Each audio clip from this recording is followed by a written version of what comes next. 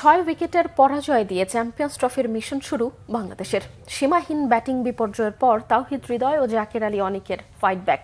৩৫ রানে ৫ উইকেট থেকে বাংলাদেশের ইনিংস শেষ করেছে ২২৮ রানে। হৃদয় পেয়েছেন সেঞ্চুরি, জাকের আলীর 50।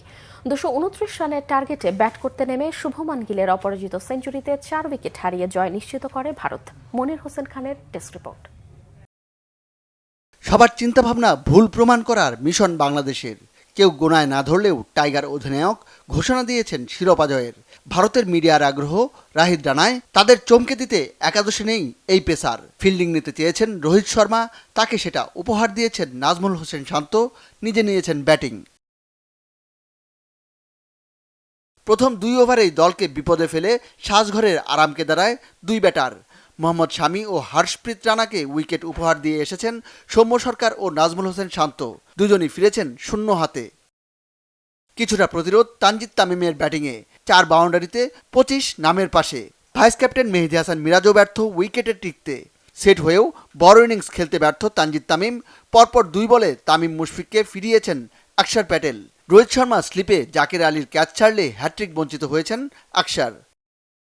হৃদয় একবার জীবন পেয়েছেন, সুযোগটা কাজে লাগালেন হৃদয় অনিক। আস্তে আস্তে রানের চাকা ঘুরল, বাংলাদেশও মহাবিপর্যয় থেকে সম্মান বাঁচানোর লড়াইয়ে ফিরল। অনেক হৃদয়কে দেখে বোঝার উপায় নেই, এই পিচেই অকাতরে উইকেট বিলিয়ে দিয়ে এসেছেন আগের ব্যাটাররা। 205 বল একসাথে থেকে তারা স্কোরবোর্ডে যোগ করেছেন 154 রান। 68 রান করে সাজঘরে অনিক।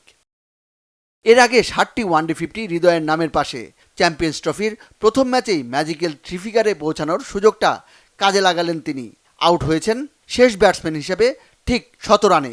35-5 থেকে বাংলাদেশ অল আউট হয়েছে 228 রানে। 5 উইকেট গেছে মোহাম্মদ শামির পকেটে।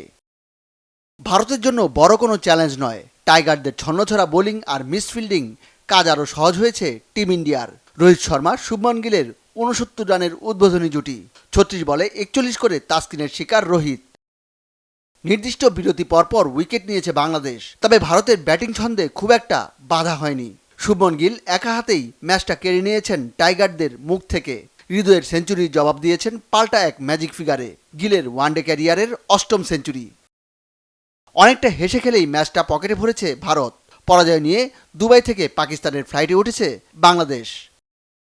Monir Hossain Khan, Bangla vision sports desk.